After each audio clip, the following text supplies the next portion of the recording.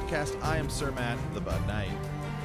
And I am Sir Ezra, the Watchful. Welcome back. This is part 3 of our Rhaenys Targaryen theory. We believe that she is, we're theorizing that she is Sarella Sand. And in this part 3, we're going to make the case that Sarella Sand is Alleras from the Citadel. And that's actually a pretty well accepted, idea that Sarella Sand is Alleras or the Sphinx at the Citadel. So, Sir Matt, I think it's kind of fascinating when you think about, like, this is really what drives home the other piece. If Rhaenys is just Sarella Sand, all right, you could just, age, right, appearance, whatever, looks, whatever. But we know a lot about Alleras. We know that Alleras is significant.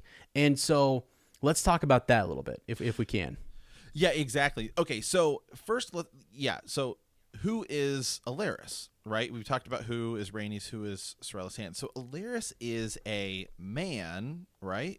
At the Citadel, because only men are allowed to train at the Citadel.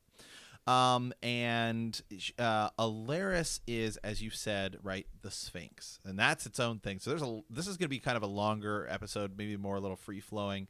There's just a lot to kind of unpack here. So, Alleras trains with Marwyn the Mage, right? Alleras is, that's where we get the whole talk about the burning candles, and all of this kind of study of magic, more Targaryen type stuff, bigger, tying into bigger events that could be going on. So, where things get really interesting is, Aemon Targaryen says to Sam, the Sphinx is the Riddle. So unless Alleras is his own person, and is going to be something huge going forward, then that's just kind of odd. Then things get a little more odd when you start to think, well, hold on. If Alleras is Sarella Sand, which is a pretty commonly accepted theory. I mean, it's right up there with R plus L equals J in the bigger Game of Thrones, Song of Ice and Fire theories. I mean, of the ones where you're like, okay, that's pretty obvious. But again, Aemon telling Sam that the Sphinx is the Riddle. Well, if it's just Alleras is Sarella Sand, how does that get us anywhere?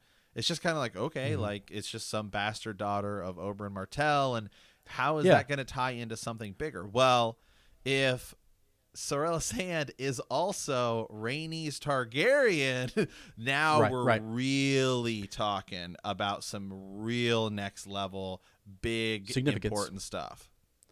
Yeah, for sure. And I think the idea is that Aemon Targaryen, was in communication with Rhaegar there at the end. Aemon was up at the at the wall, coming down here. And why is it that, he makes this statement in this fever dream, where he's seeing different things and stuff, and he's speaking to Sam, and he talks about the Sphinx. And then lo and behold, literally a few chapters later, right, Sam gets to Old Town and is intercepted by the Sphinx. And the Sphinx happens to be this character called Alleras, who, when you spell it backwards, right, is Sarella, right? And so, right. And so you get all these different connections and indicators that is Sarella Sand. And so we stop and we say, so what's the big deal then about this Alleras character? They're a bastard daughter of Oberyn. We know that the Sand Snakes are doing something, and they're plotting to maybe, to fight with the Lannisters, and they want revenge for Oberyn's death and different things like that. But this character, Sarella or Alleras, is very much interested in history and very much interested in things at the Citadel, and is as Doran says, Prince Doran says that she is playing her own game, if you will, and is maybe in disguise at the Citadel playing her own game. So it's the tie-in to Aemon Targaryen is interesting, and it's just it's fascinating to think that. It's also interesting, and one of the things here I have a quote. So talking about the Sphinx, this is in the prologue for a Feast for Crows. The Sphinx looked slight, but there's strength in those slim arms. He reflected as Alleras threw a leg across the bench and reached for his wine cup. Quote, the dragon has 3 heads, he announced in his soft Dornish drawl. Several times, there's a reference to Targaryen histories or a fascination or, I guess, an interest in dragons and Targaryen history. So I think at the end of A Feast for Crows, Alleras is about to go to bed and says that she is going to dream about glass candles and dragons. It's just there's too many Targaryen connections there. It's just overwhelming, right? I kind of think that it's really fascinating. There's also the whole connection that Marwyn the Mage is there with Alleras and is now going to continue what Aemon Targaryen was going to do, which is to go and try to provide some type of counsel to Dany, right? And so it's just a lot, man. I mean, there's just a lot going on there. Yeah, absolutely. There's some other interesting things to think about in this. So let me just backtrack here. So just some more kind of proof here. So, Sarella possibly being Alleras, right? So we know that Sarella Sand is not present in Dorne. Right. Okay. We also learned that that Sarella. This is when we kind of learn her age. Right. Sarella is 20 years old, 19, which puts her right around the same age as Rhaenys Targaryen, who we're making the ultimate cases for. So there's that matchup right there. We talked a little about that last time, which means that that's around the age you have to be in order to get to the Citadel. So there's kind of Sarella could be Alleras, pretty commonly accepted theme. And is also roughly is the same age to still be Rhaenys Targaryen. So the pieces fit very well here. So all three pieces fit in that so far. Yeah, and the only thing, and I think just being fair, again, we're theorizing and we're speculating. Right. You could make the counter again. You go back to the So Spake Martin where he said Rhaenys was drug out from under her bed and killed and dead. We already talked about that in part 1 and part 2 and how mysterious that death is. And given the evidence we have in the books, it sort of is looking more and more like both of those children survived. One more thing, I'll go to the book here in just a second. I have another quote from A Dance of Dragons that I think is interesting to bring into all of this. But some people might be saying that Oberyn Martell, maybe, why would he be so obsessed or so fixated on the death of Elia Martell and her children? He always emphasizes the children. If he does know, if his bastard daughter happens to be Rhaenys, why do that? And I really think it's just a cover. Again, it's to keep up the ruse. It's to sort of keep up the idea. And he is very upset that Elia Martell was killed. And we are making that claim that Elia Martell was killed. And perhaps a babe. Mm-hmm. And that is emphasized multiple times. And so I think we have it here in A Dance of Dragons. This is Queensguard. So Sir Barristan Selmy is reflecting on his time as a knight in his time in the Kingsguard. And he says this: "It was his failures that haunted him at night, though. Jaehaerys, Aerys, Robert, 3 dead kings, Rhaegar, who would have been a finer king than any of them, Princess Elia and the children, Aegon, just a babe, Rhaenys with her kitten." And so when we started this, we looked at a couple quotes in A Clash of Kings where Varys is kind of saying that a babe was killed. Not babes, but a babe. And then you have later on where Sir Barristan Selmy is referring to Aegon as the babe, and that's so the loss that would be mourned by Doran Martell. And by the way, it's not Oberyn who's doing the mourning. When they talk about it, it's Prince Doran who is mourning the loss of his sister Elia and her babe. So the individual who might know that, one of the children is alive is not necessarily Prince Doran, it's Oberyn. And so I think that's to clear up some of the, maybe if there's some confusion about it or if there's a counterpoint, I think that's one way in which we could counter back that Oberyn is the one who really knows and Prince Doran doesn't. But really, Sir Matt, what do you think about that? I mean, it's the idea that Sir Barristan Selmy is basically pointing out that Aegon is the babe that Varys is essentially talking about earlier on, that is killed and that Prince Doran is mourning. Yeah, absolutely. Yes, the whole babe stuff is interesting, in its whole deal. But when the Mountain and the Viper are fighting, when Oberyn is fighting the Viper, his focus is far less on the fact that it was her children that was killed. It's the fact that Elia was killed. Mm-hmm. And not just the fact that she was killed, but that she was raped. Right. You raped her. Right. You murdered her, and you killed her children. The children are secondary. It's his sister that is the one that he really loves. Not that he doesn't care for or have feelings for the children, but the bigger focus is the fact that it was his sister who was raped and murdered, and it was the Mountain who did it. I mean, that is his bigger focus. Yeah, for sure. And I also think you have to think about who has the information, right?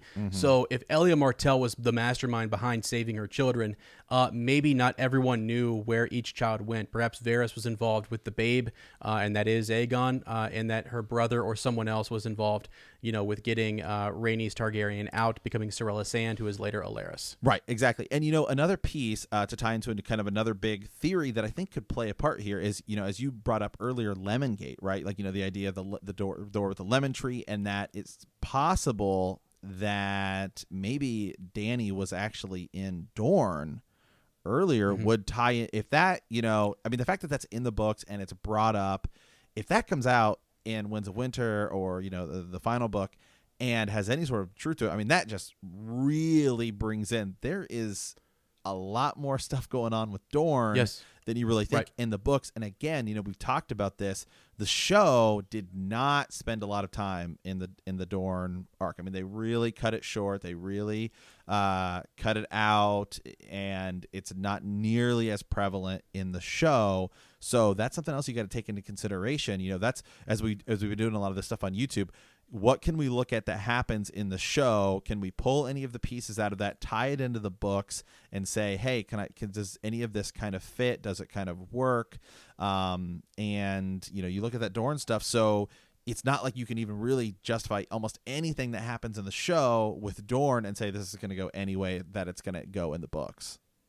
Yeah, for sure. And Dorne has been kind of like we learned, like sometimes something will just pop out of nowhere, right? Like Prince Doran and his marriage alliances and the things that he's trying to do there. You're sort of like, whoa, okay. And there were even some of these alliances that were going to take place back during the time that Elia was around. The Targaryens were trying to make a strong tie there with Dorne, just because it's been contentious in the past, and it's very important that they do that. So yeah, I totally think that there's a lot in that.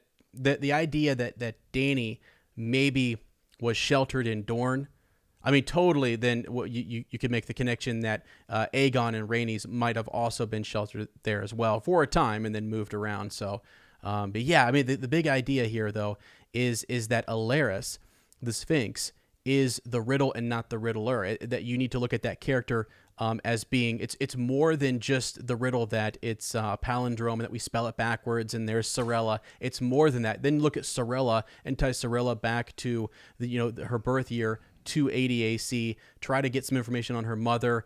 Start to look at her father and his connection to Elia Martell, and tie all of that back to Rhaenys Targaryen. Absolutely, yeah. It all ties together. There's all importance to it. And again, just one last thing I just want to hammer home here with this, is the Sphinx being the riddle. Simply Alleras being Sarella. If that's just the riddle, then it has to have some sort of bigger overarching to the entire story, especially to Dany, and this character, other than just being, it's Sarella Sand who is, technically, well, not even really, you're kind of somewhat related, through marriage and all. It's like, what does that have anything to do with anything? Right. Okay. So here's one more point too. You think about the idea that we have Jon Snow, right? Who is then, when he is taken in by Eddard Stark, if R plus L equals J, right? He's taken in and he is a bastard. So you look for something similar in that with Rhaenys, going to Oberyn and becoming a bastard daughter. The other thing I'll say too is that Oberyn had numerous bastards. It wouldn't be that far-fetched for him just to take on one more and to have, well, we really don't know. He hooked up with a woman, or he was intimate with a woman from the Summer Isles, right? So way far away. We can't even really check in on that point. We never really go there. And so it's mysterious. And so it fits. During his travels, he was able to, that's sort of what that, and why would then his bastard daughter not be with her mother, right? There's all of that as well too. So I don't know. It's fascinating to think about, really. Yeah, absolutely. And again, hey, let us know. Leave us some comments. Let us know what you guys think. Do you think it's possible? Do you think that do you think we're just, making stuff up here? Or do you guys agree? Do you guys think that, we may see some of this stuff in Winds of Winter when it ever comes out? Just let us know. And again, this is a 4-part theory. The fourth part is we're going to get another kind of speculation here, which could tie into some other big stuff, because the Sphinx being the riddle, I think there's a bigger part to it and how it kind of relates to Daenerys. So we're gonna tie that in here and how it all plays into the big Dany and Dorne theory and the Targaryens with Rhaenyra and everything. So appreciate you guys watching. Stay tuned for part 4, and as always, thanks for watching, and remember that the night is dark and full of terrors.